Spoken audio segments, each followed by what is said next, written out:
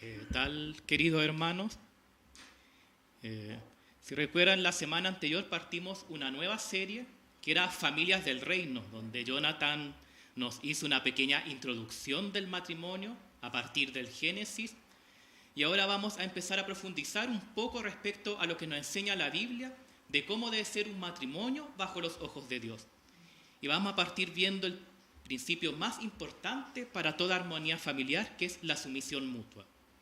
Si bien esto lo podemos encontrar en Efesios 5, el 22 al 33, quiero que leamos todo el capítulo, ya que vamos a estar aludiendo durante la aplicación del capítulo entero, y también porque es necesario tener todo el capítulo para poder entender de mejor forma a qué está aludiendo Pablo en estos versículos siguientes. Así que lo invito a que puedan buscar, hermanos, Efesios 5.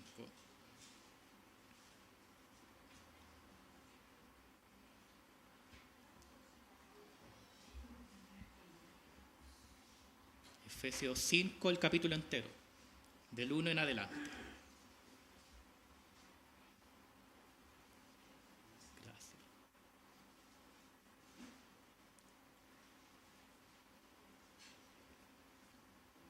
Bien, ya está en pantalla, así que vamos a darle lectura. Sí. Sed pues imitadores de Dios como hijos amados, y andad en amor, como también Cristo nos amó, y se entregó a sí mismo por nosotros, ofrenda y sacrificio a Dios en olor fragante. Pero fornicación y toda inmundicia o avaricia, ni aun se nombre entre vosotros como conviene a santos, ni palabras deshonestas, ni necedades, ni truhanerías, que no convienen, sino antes bien acciones de gracias. Porque sabéis esto, que ningún fornicario o inmundo o avaro, que es idólatra, tiene herencia en el reino de Cristo y de Dios. Nadie os engañe con palabras vanas, porque por estas cosas viene la ira de Dios sobre los hijos de desobediencia. No seáis, pues, partícipes con ellos. Porque en otro tiempo erais tinieblas, mas ahora sois luz en el Señor. Andad como hijos de luz, porque el fruto del Espíritu es en toda bondad, justicia y verdad, comprobando lo que es agradable al Señor. Y no participéis en las obras infructuosas de las tinieblas, sino más bien reprendedlas, porque vergonzoso es aún hablar de lo que ellos hacen en secreto. Mas todas las cosas, cuando son puestas en evidencia por la luz, son hechas manifiestas, porque la luz es lo que manifiesta todo. Por lo cual dice: despiértate tú que duermes, y levántate de los muertos, y te alumbrará Cristo.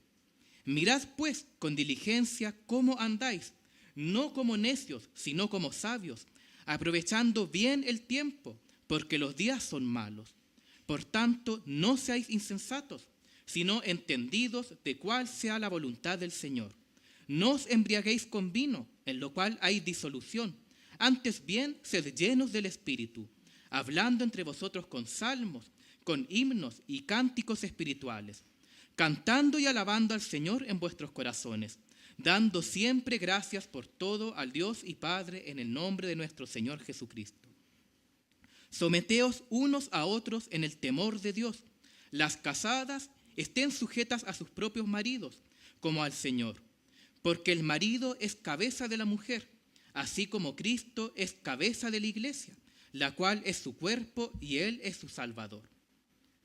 Así que, como la iglesia está sujeta a Cristo, así también las casadas los estén a sus maridos en todo. Maridos, amad a vuestras mujeres, así como Cristo amó a la iglesia y se entregó a sí mismo por ella, para santificarla, habiéndola purificado en el lavamiento del agua por la palabra, a fin de presentársela a sí mismo una iglesia gloriosa, que no tuviese mancha, ni arruga, ni cosa semejante, sino que fuese santa y sin mancha. Así también los maridos deben amar a sus mujeres como a sus mismos cuerpos. El que ama a su mujer, a sí mismo se ama, porque nadie aborreció jamás a su propia carne, sino que la sustenta y la cuida, como también Cristo a la iglesia, porque somos miembros de su cuerpo, de su carne y de sus huesos. Por esto dejará el hombre a su padre y a su madre, y se unirá a su mujer, y los dos serán una sola carne. Grande es este misterio. Mas yo digo esto respecto de Cristo y de la iglesia. Por lo demás, cada uno de vosotros ame también a su mujer como a sí mismo, y la mujer respete a su marido. Amén. Era bien largo, así que necesitaba el agua para no terminar seco al inicio de la predicación. Pero, como les decía, es necesario poder tomar todo este capítulo para entender plenamente qué es lo que Pablo está enseñando a la iglesia. Y acá en Efesios 5, como pudimos notar al leer desde el versículo 21 en adelante, vemos las instrucciones que Pablo comienza a escribir respecto al matrimonio de los cristianos. Pero esta epístola, en los primeros 4 capítulos, si ustedes después lo leen en su casa, es una epístola que por excelencia trata de la iglesia. De hecho, si usted quiere aprender de la iglesia, lo mejor que puede hacer, hermano, es leer Efesios, puesto que el tema principal de Efesios es justamente la iglesia. Por eso es que en los 4 capítulos de Efesios vamos a ver que Pablo trata la posición del cristiano con Cristo. Por tanto, todo lo que Pablo pasa a enseñar posteriormente a los padres, a las madres, incluso a los hijos, presupone que estos ya son creyentes. O sea, él supone que ya cuando comienza a hablar de cómo debe ser el matrimonio, está hablando a personas creyentes y no a personas que no conocen a Cristo. De hecho, si un matrimonio no está cimentado en Cristo, si una familia no tiene su cimiento en el Señor, no hay esperanza alguna. Tarde o temprano, por muy linda que pueda parecer esa familia, en algún momento terminará derrumbándose. Tal familia, usando los términos del Señor en Mateo 7, 26, 27, viene a ser como una casa construida en la arena. Una familia sin Cristo no tiene fundamento firme. Es más, no solo debe ser el fundamento de toda familia, sino debe ser lo que debemos poner en primer lugar antes con nuestros hijos mismos, antes con nuestras mismas esposas, nuestros esposos, etcétera, etcétera. De hecho, Jesús mismo en Mateo 10, 37 dijo: el que ama a padre o a madre más que a mí, no es digno de mí. El que ama a hijo o hija más que a mí, no es digno de mí. Entonces, solo cuando aprendemos a amarle más que a nuestras familias, podemos realmente comenzar a amar a los nuestros en el sentido más exaltado y puro que el Señor quiere que le brindemos a los nuestros. Y ahora vamos al primer punto de esta predicación, que es el fundamento para una relación sana y que es una vida en obediencia llena del Espíritu.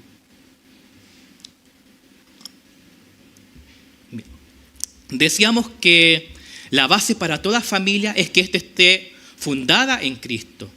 Pero aún hoy, yo creo que todos alguna vez hemos visto muchos cristianos que si bien conocen y aman al Señor, vemos que su vida familiar no es muy coherente a los principios divinos. ¿Y por qué se da esto? La razón es porque ellos no están llenos del Espíritu. De hecho, veíamos, si me siguieron en la lectura, lo primero que trata Pablo en los primeros 20 versículos de Efesios 5 es la llenura del Espíritu Santo. Habla de cómo los cristianos debemos andar. En el versículo 2 nos pide andar en amor. El cristiano debe conducirse en amor y nos llama a alejarnos, a apartarnos de todo amor falso, de toda corrupción del amor, como la fornicación, idolatría, avaricia, etcétera, etcétera. Todas son cosas que provocan la ira de Dios. Segundo lugar, en los versículos 8 y 14 nos llama a andar en luz. Creo que ya hemos escuchado tantas veces, quizás en varias predicaciones, lo hemos visto muchas veces al leer nuestras Biblias, andar en luz, esta expresión. Creo que ya acá la gran mayoría tenemos claro que es sinónimo de un llamado a la santidad. A caminar por el sendero iluminado. Aquel que vive una vida de santidad no tiene temor a andar en la luz porque no tiene nada que ocultar. Pero aquel que no se conduce completamente recto, aquel que se aparta del camino del Señor, claramente comienza a buscar la oscuridad para comenzar a esconder ahí todos esos pecados que hay tras nuestros. Luego, en tercer lugar, en los versículos 15 al 17, Pablo nos llama a andar en sabiduría. Nos insta a ser diligentes, a que podamos reconocer los peligros que están en los tiempos en que vivimos. Y si bien Pablo escribió en una época particular, Incluso sabemos que hoy nosotros seguimos experimentando peligros, seguimos teniendo cosas con las que nos enfrentamos en el mundo de afuera. Y por eso es que debemos estar siempre atentos, siempre diligentes. Por eso la importancia de estar siempre con la palabra del Señor fresco en nuestros corazones para poder estar prestos cuando se aparezcan esos peligros.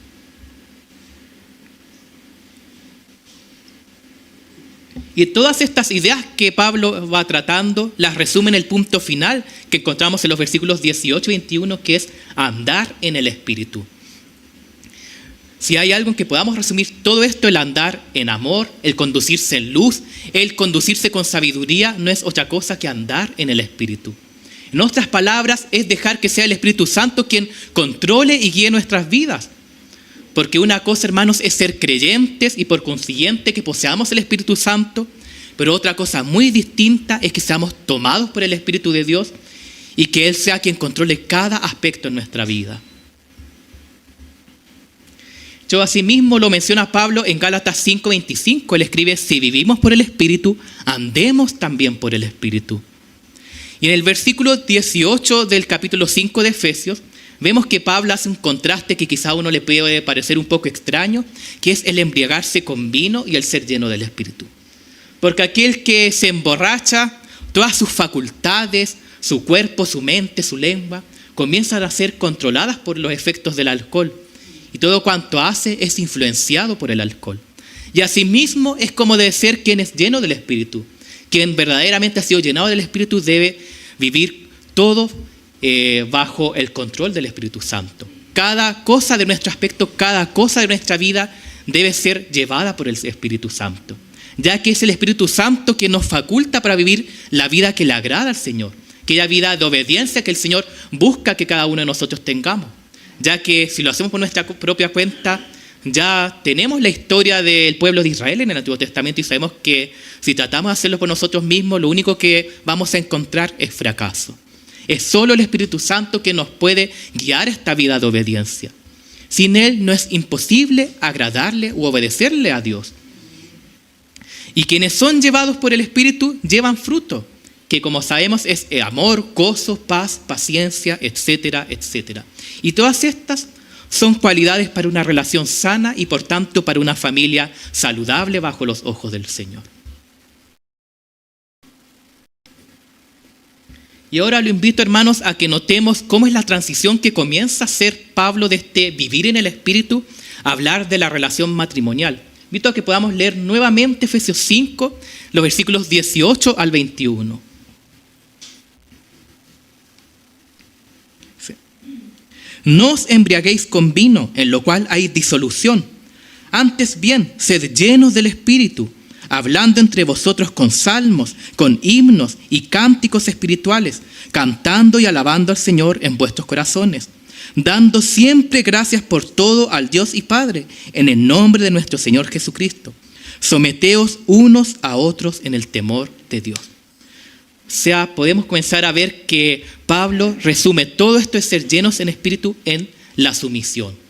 Pues la sumisión es el principio que resume el carácter de todo aquel que es realmente lleno del Espíritu. Es la clave y el toque final que nos da el Espíritu Santo en nuestros corazones. Si verdaderamente hemos sido llenos del Espíritu, debemos aprender a vivir una vida de sumisión. Y ahora entendamos cómo es esta sumisión a la que se nos llama.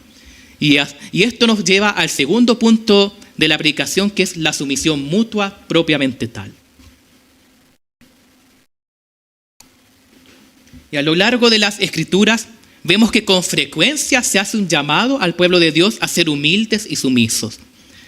Acá Pablo, vemos, como ya mencionaba, sugiere que una vida llena del Espíritu no es una lucha por llegar a la cima, sino que verdaderamente es por alcanzar lo más fondo, lo más profundo y bajo.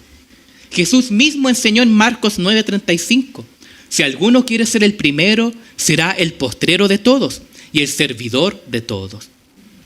Sí, hermanos, debemos entender que en la comunidad del pueblo de Dios, el principio de la sumisión es el que gobierna toda relación dentro de la iglesia. Cada individuo se somete a los demás. Esto es lo que Pablo está describiendo en el verso 21 y que Pedro también lo trata y lo profundiza un poco en 1 Pedro 5, versos 5 al 6.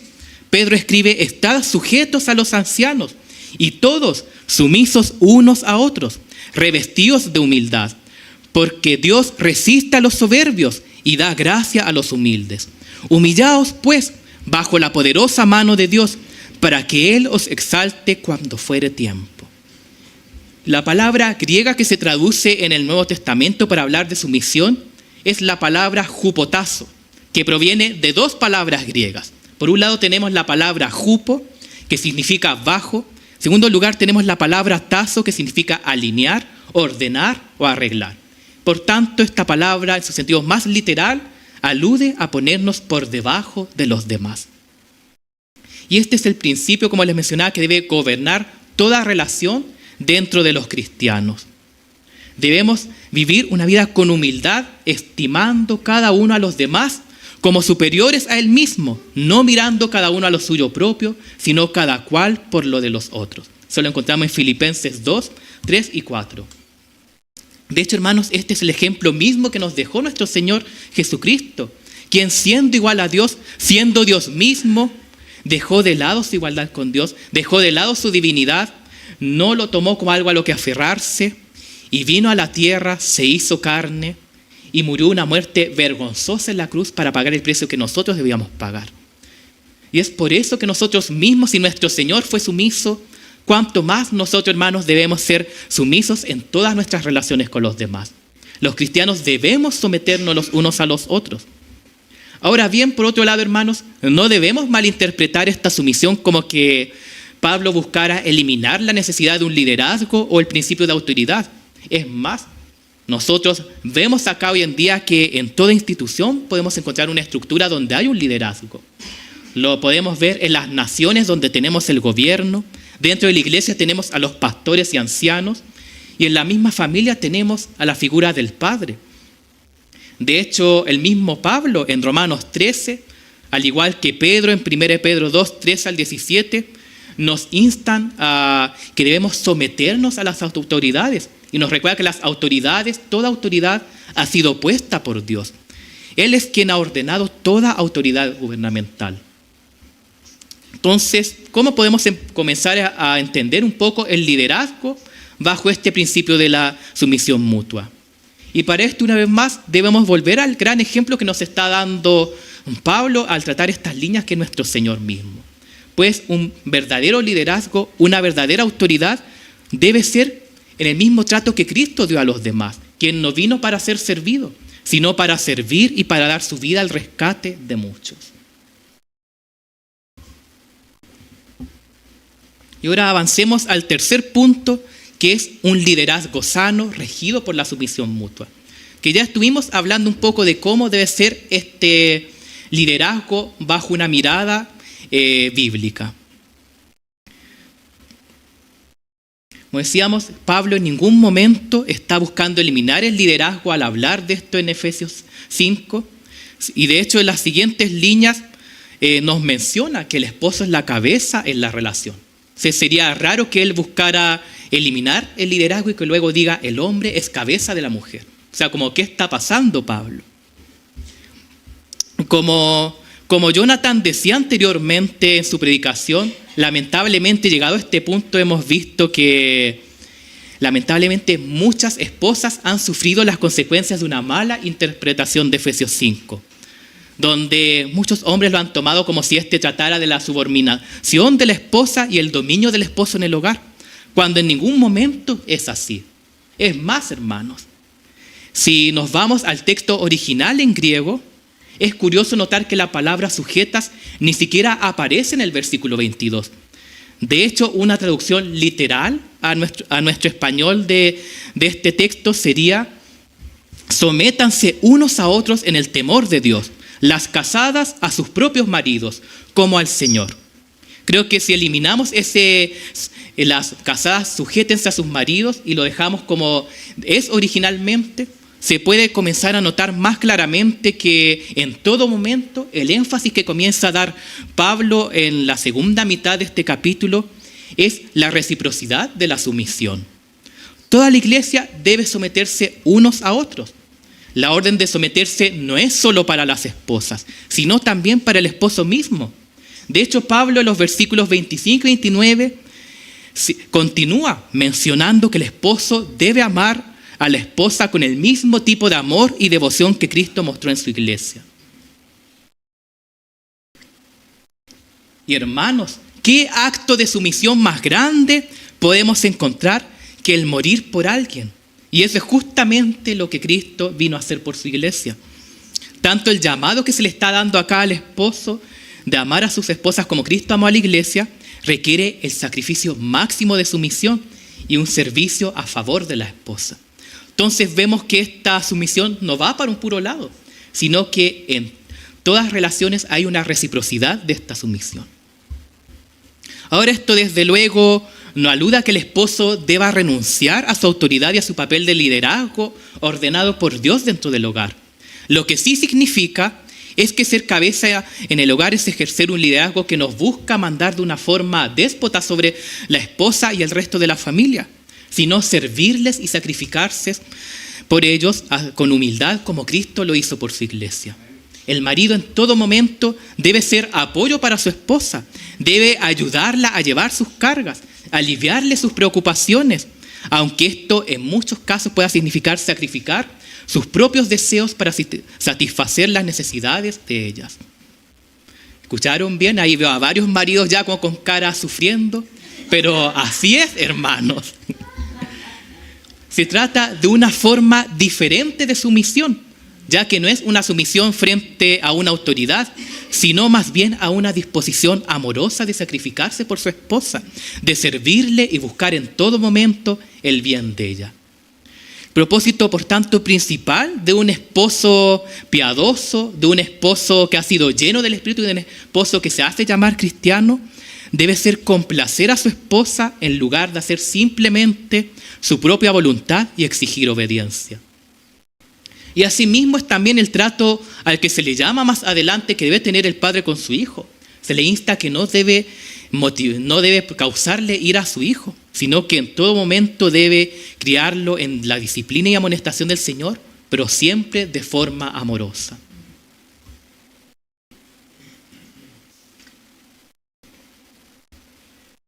Y resumiendo un poco lo que hemos visto en estos primeros puntos, vemos que todos en el hogar tienen el deber de someterse en algún momento y en alguna forma específica, ya que hemos visto que no es una sumisión igual, sino que cada uno en algún momento se somete de una forma particular hacia los demás. Hemos visto que las esposas deben someterse al liderazgo de sus esposos, pero estos también son llamados a inclinarse ante las necesidades de sus esposas. Y ciertamente los hijos también deben obedecer a sus padres, pero los padres también tienen el deber de servir y sacrificarse por sus hijos. Pablo ordena a cada cristiano a ser un ejemplo de sumisión y servicio para todos los demás. Debemos vivir, hermanos, una vida de sumisión y servicio con nuestro prójimo. Y partiendo de nuestro hogar, hermanos. Si en nuestro hogar no partimos por una vida de servicio, ¿cómo esperamos servir afuera? ¿Cómo esperamos servir acá en la iglesia? ¿Cómo esperamos servir en nuestro lugar de trabajo, en el resto del mundo, si no partimos con nuestro hogar, hermanos? También para terminar este primer punto, quiero decirle lo siguiente a los maridos que están acá presentes. Así que lo invito a que escuche con atención. Aunque Dios les ha dado a cada uno de ustedes una posición de liderazgo, tienen el deber de someterse y asumir el papel de siervo, porque eso es exactamente lo que Cristo ha hecho por nosotros. Es exactamente lo que Cristo hizo por su iglesia. Y el cuarto y último punto es iguales ante Dios, pero distintas funciones. La verdad es que este punto viene a ser como una especie de alargue de colita del punto anterior sobre el liderazgo sano.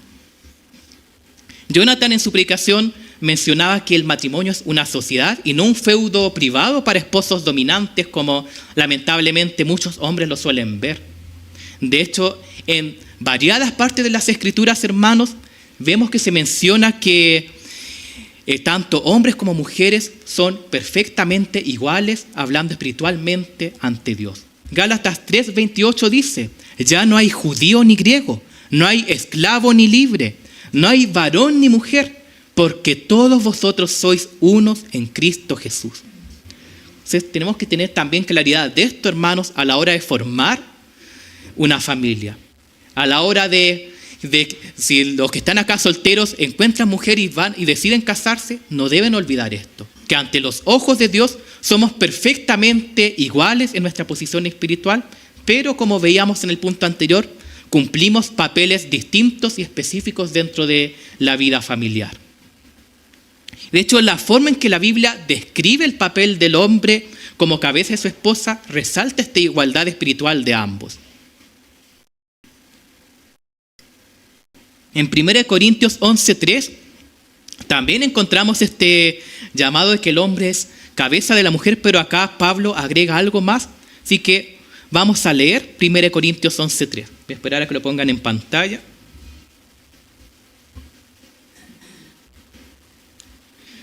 Bien.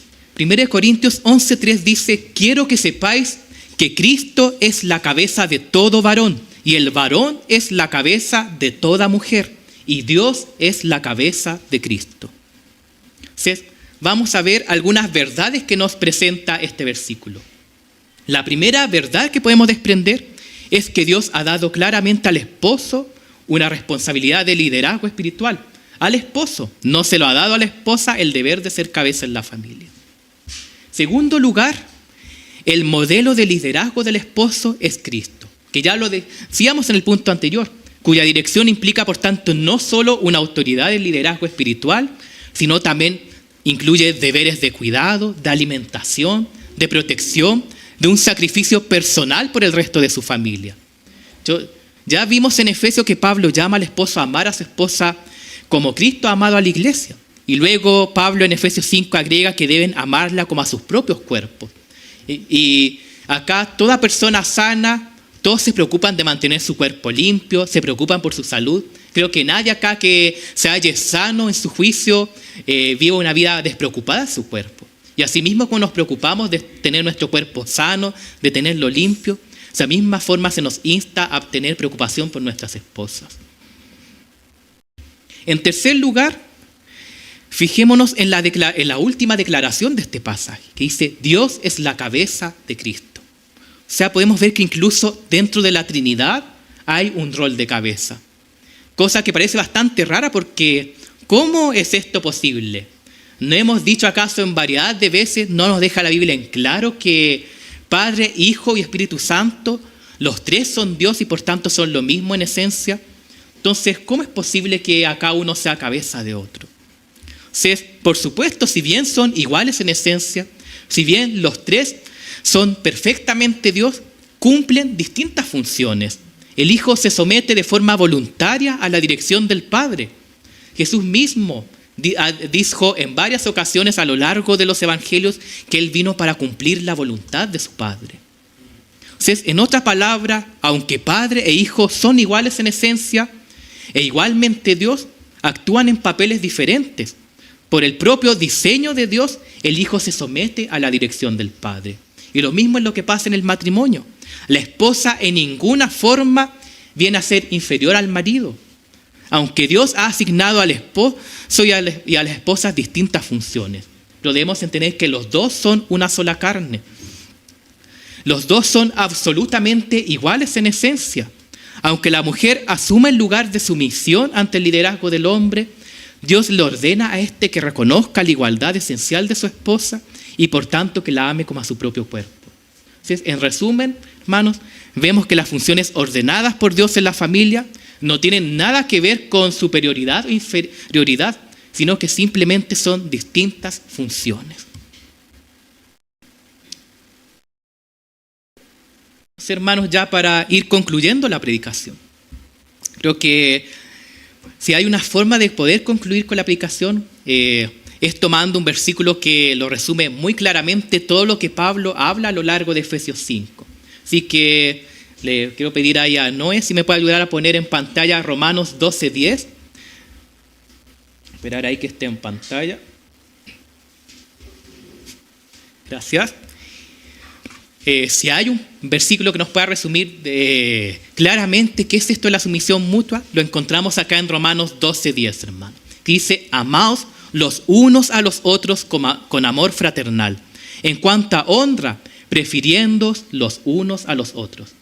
Y hermanos, es el punto básico para todo lo que Pablo tenía que decir respecto a la familia. Toda la enseñanza de Pablo en relación a la familia viene a tomar sus bases en esto, en amarse los unos a los otros, a tener este amor fraternal, a saber sobrellevar esta sumisión mutua.